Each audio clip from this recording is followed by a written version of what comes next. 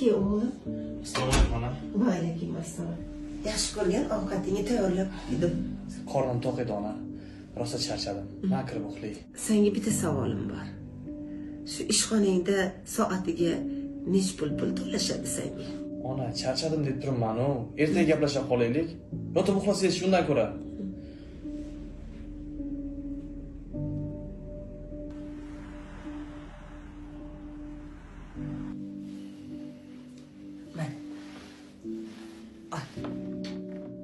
Onajon, sizdan uzr so'ramoqchi edim. Kecha ishdan charchab kelgandim. Qattiq gapirdim shekilli.